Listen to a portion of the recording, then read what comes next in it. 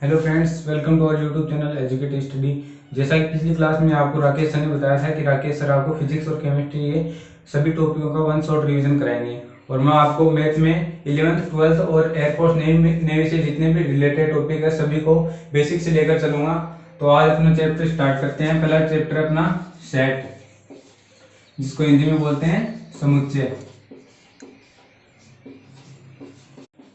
अब देखो समुच्चय होता क्या है। समुच्चय होता है कोई भी वस्तु, अंकों, शब्दों या कोई भी चीज का सुपरिभाषित संग्रह होता है, उसको समुच्चय कहते हैं हम। जैसे इसका एग्जांपल लेते हैं, अंग्रेजी वर्णमाला में आने वाले स्वरों का समुच्चय मान लो या व्यंजनों का समुच्चय मान लो, भारत में बहने वाली नदियों का समुच्चय मान लो। अंग्रेजी वर्णमाला के शब्द कौन कौन से हो गए? स्वर ए, ई, आई, ओ, यू।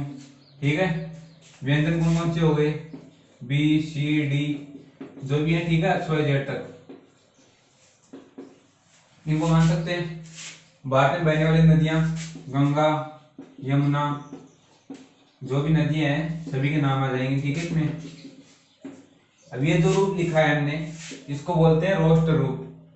और जो मैं आपसे पूछ रहा हूं, भारत में, सॉरी, अक्ष, अक्ष एक भारत में बहने वाली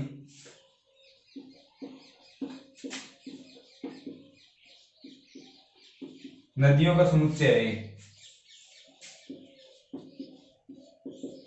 का समुच्चय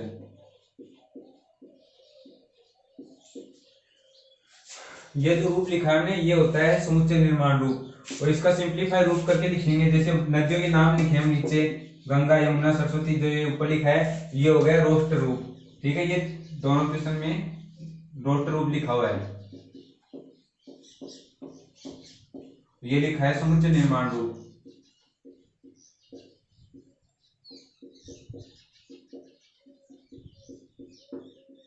और एग्जांपल देखो इसके समुच्चय के, जैसे n प्राकृत संख्याओं का समूह हो गया, पूर्णांक संख्याओं का समुच्चय हो गया, धन पूर्णांक संख्याओं का समुच्चय हो गया। ठीक है, n प्राकृत संख्याओं का समुच्चय।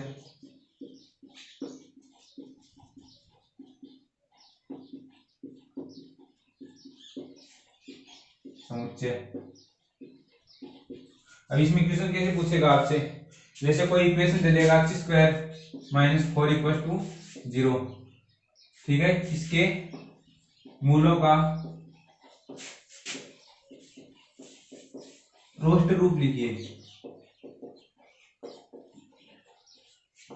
इसका रोस्टर रूप लिखेंगे तो इसको सरल करके लिखेंगे हम, x square minus 4 equal to 0, x square a square minus b square से खोलेंगे इसको, x minus 2 x plus 2 equal to 0। X बराबर 1 तो 2 आ जाएगा, 1 माइनस 2 आ जाएगा। तो इसका रोस्टर रूप होगा 2 माइनस 2। ठीक है, ऐसे दूसरी इक्वेशन लें हम, x square plus 4x, sorry minus 4x plus 4 equal to 0। इसको सिंप्लीफाई करके लिखेंगे, क्या होगा? इसका मूल क्या होंगे इसके? X square, sorry x minus 2 का होल स्क्वायर इक्वल टू 0। मतलब एक्स इक्वल टू 2 इंटू 2। इसका रोस्टर रूप होगा 2 2। और ये दो रूप लिखा हमने, एक्स इक्वेशन लिख दी इसमें, x belongs to N, x है प्राकृत संख्या से संबंधित है। तो ये हो गया इसका समुच्चय निर्माण रूप। अब आगे क्वेश्चन देखिए।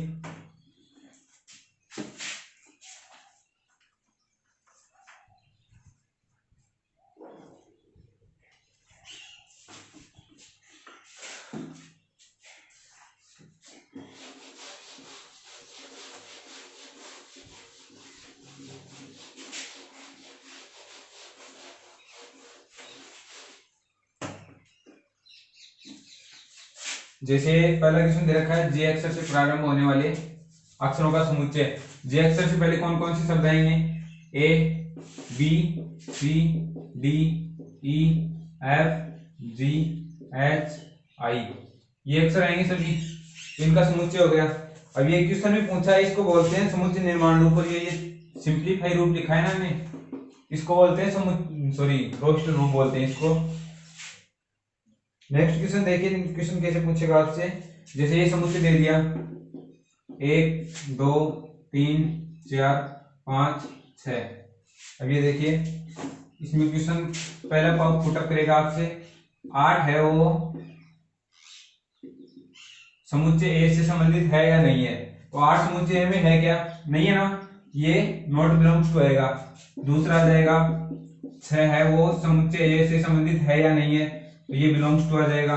और कोई पूछ ले, जैसे 1 है वो समुच्चय ए से संबंधित है, संबंधित आ जाएगा, बिलोंग्स टू आ जाएगा चिन्ह है इसका। दूसरा पूछ ले 10 है वो समुच्चय ए से संबंधित है या नहीं है, तो नॉट बिलोंग्स टू आ जाएगा। ये क्वेश्चन आएगा, ठीक है। और अगला क्वेश्चन देखिए, इसमें रोस्ट रूप में लिखना है। इसमें पूर्णांक संख्या सॉरी अक्ष सचदेश अक्ष एक पूर्णांक संख्या है,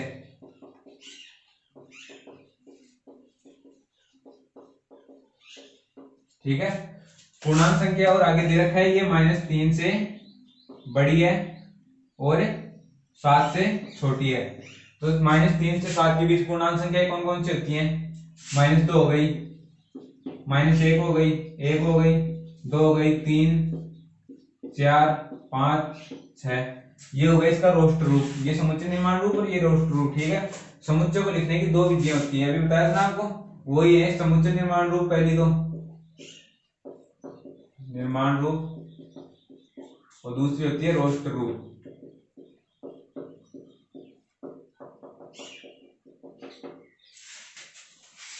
अगला क्वेश्चन देखिए,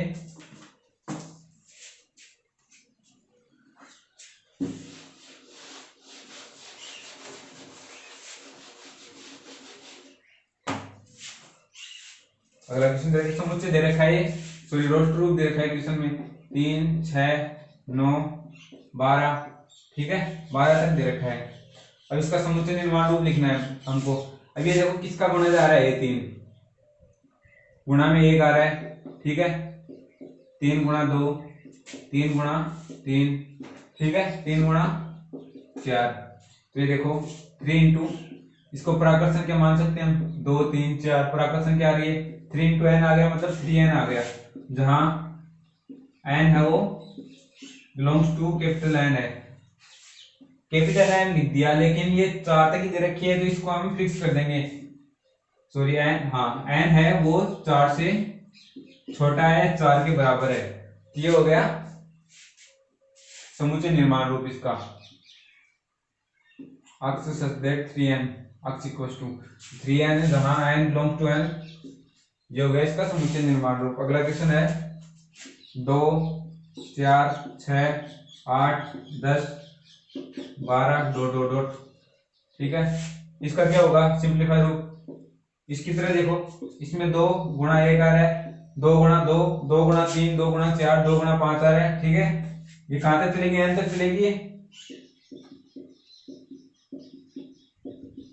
तो इसको लिख सकते हैं हम 2 इंटू एन अक्ष इक्वल्स टू, जहां n belongs to capital N प्राकृत संख्याओं से संबंधित है, तथा सॉरी इसको फिक्स नहीं करेंगे क्योंकि n तक जा रही है। ये हो गया इसका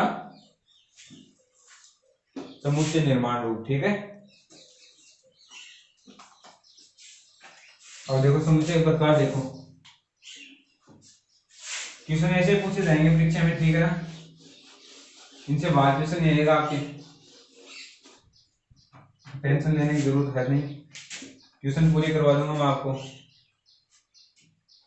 समुच्चय के प्रकार देखो, टाइप्स ऑफ सेट,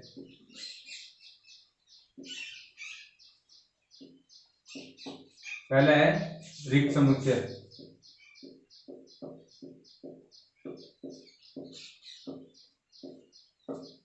इसको बोलते हैं एम्प्टी सेट। अगर कोई समुच्चय है जिसमें एक भी अवयव नहीं है तो उसको बोलेंगे रिक्त समुच्चय। जैसे एग्जांपल देखो इसका, 10th और 12th में पढ़ने वाले विद्यार्थियों का समुच्चय। अब आप बताओ कोई विद्यार्थी जो 10th में है वो 12th में एक साथ पढ़ सकता है क्या? 10th और 12th में एक साथ नहीं पढ़ सकता। इसका मतलब है इसमें कोई भी विद्यार्थी नहीं आएगा, जीरो आएगा इसमें, इसको बोलेंगे एम्प्टी सेट। इसको 5 से भी डिनोट करते हैं, ठीक है। और इसका और एग्जांपल देखें तो, और एग्जांपल देखो इसका, x square plus 2 equal to 0, जहां एक्स एक प्राकृत संख्या है, x belongs to capital N. इसको सिंप्लीफाई करके लिखेंगे, एक्स स्क्वायर इक्वल टू -2 आएगा, तो x equal to under root -2 iota की फॉर्म में आएगा, अंडर रूट 2 आयटा। इसका मतलब ये प्राकृत संख्या नहीं है, प्राकृत संख्या नहीं है। प्राकृत संख्या कौन कौन सी होती है? 1 2 3 4, ठीक है, एन तक। ये प्राकृत संख्या नहीं है, इसमें भी 0 आएगा। इसका मतलब ये भी एम्प्टी सेट है, ये भी एम्प्टी सेट है। समझ में आ रहा है एम्प्टी सेट क्या होता है? अगला देखो समुच्चय का प्रकार, दूसरा है परिमित समुच्चय,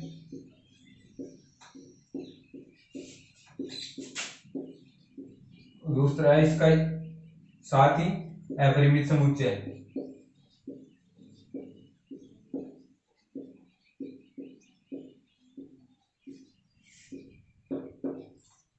परिमित समुच्चय क्या होता है? जिसमें संख्याएं फिक्स होती हैं। जैसे ये देख लो, अंग्रेजी वर्णमाला में आने वाले शब्दों का समुच्चय, पूरे शब्द ले लो, चाहिए पूरे शब्द कितने होते हैं? 26 होते हैं, 26 शब्दों का समुच्चय आ गया। अब इसमें 26 के 26 ही आएंगे, पूरे फिक्स हैं, इनसे बाहर नहीं जा सकते। लेकिन अपरिमित में क्या आएगा? जैसे n प्राकृत संख्या का समुच्चय, उसमें n कहां तक है ये नहीं पता है हमको, तो हो गया अपरिमित समुच्चय।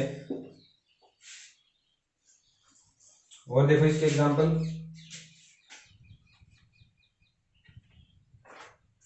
जैसे विषम पूर्णांकों का समुच्चय क्या आएगा? इसमें अपरिमित आएगा। सम पूर्णांकों का समुच्चय, इसमें भी अपरिमित आएगा, ठीक है।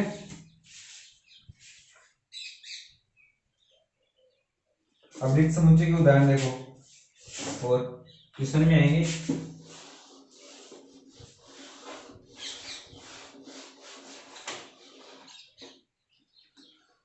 दो से भाज्य विषम प्राकृत संख्याएं, दो से भाज्य विषम प्राकृत संख्या। अब बताओ विषम प्राकृत संख्या कौन कौन सी? प्राकृत संख्या 1 2 3 4। अब ये दो से भाज्य हो सकती है क्या? विषम बता रहे हैं इनमें, 1 3 5 7, दो से भाज्य हो सकती है क्या? इसका मतलब इसमें एक भी नहीं आएगा, मतलब 0 आएगा। ये हो गया एम्प्टी सेट, ठीक है। दूसरा एग्जांपल देखो, इसमें एक्स एक प्राकृत संख्या है, किन्हीं दो समांतर रेखाओं का उभयनिष्ठ बिंदु, समांतर रेखाएं, एक ये समांतर रेखा ए, दूसरी ये समांतर रेखा ए भी। उभयनिष्ठ बिंदु होता है जहां पर दोनों रेखाएं आपस में काटती हैं। अब समांतर है, इसका मतलब ये आगे जाएगी कहां तक? अनंत तक, ये भी आगे जाएगी। अब बताओ आप काटेंगे? नहीं काटेंगे, कभी नहीं काटेंगे, समांतर है, तो ये इसमें भी 0 आ जाएगा, जो हो गया एम्प्टी सेट। अब परिमित और अपरिमित में चूज करना है, देखना। वर्ष के महीनों का समुच्चय, एक वर्ष में कितने महीने होते हैं? 12 होते हैं, फिक्स है। जनवरी फरवरी 12 होते हैं, ठीक है ना, ये फिक्स है। इसका मतलब इनको गिन सकते हैं, ये हो गया परिमित में। दूसरा देख लो, 1 2 3 4, ये कहां तक जाएगी? ये दे नहीं रखा है, तो ये हो गया अपरिमित।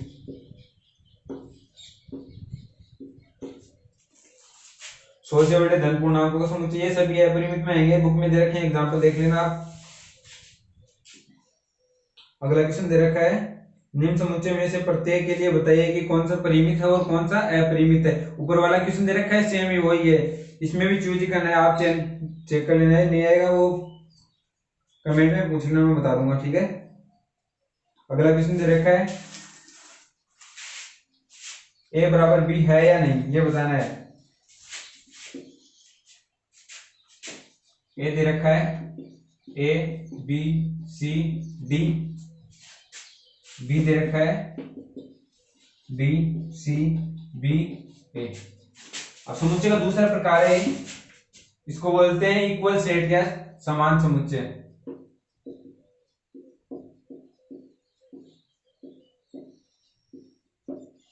या इक्वल सेट, इक्वल सेट वो सेट होता है जिसमें एक समुच्चय में अवयवों की संख्या और दूसरे समुच्चय में अवयवों की संख्या दोनों सेम होती है, उसको बोलते हैं इक्वल सेट। जैसे इसमें देखो ए बी सी डी 4 अवयव है, इसमें भी वही 4 अवयव है बी सी बी ए, चाहे इनकी पुनरावृत्ति दे रखी हो ना दोबारा, उसमें कोई दिक्कत नहीं आएगी, बी बी दे दे ए दे दे। इसमें कितने अवयव हैं, 2 2 4 6 अवयव है इसमें, और इसमें 4 है, इसमें कोई दिक्कत नहीं होगी। पर अवयव देखो सेम है ना, बाकी ए बी सी डी इसमें ए बी सी डी इसमें, तो इनको बोलेंगे इक्वल सेट। दूसरा एग्जांपल देखो इसका 1 2 3 4, 1 2 2 4 3, सीक्वेंस चेंज कर दे या अक्षर बढ़ा दे उसमें कोई दिक्कत नहीं होगी, ठीक है। अक्षर है वो सेम होनी चाहिए, उसको बोलेंगे इक्वल सेट। अब आप बताओ ये ए और बी इक्वल सेट है या नहीं है, तो इसको डिनोट करेंगे ए इक्वल बी। दूसरा क्वेश्चन देखो, दूसरा एग्जांपल देखो इसका, ए दे रखा है 4 8 12 16। अब इसको समुच्चय निर्माण रूप में दे दे, x such that x equals to 4n, जहां n belongs to capital N। 12 16 तक दे रखा है, मतलब n को फिक्स कर दे लेस देन 4 इक्वल। ये इक्वल है या नहीं है दोनों, ये आ जाएगा इक्वल सेट।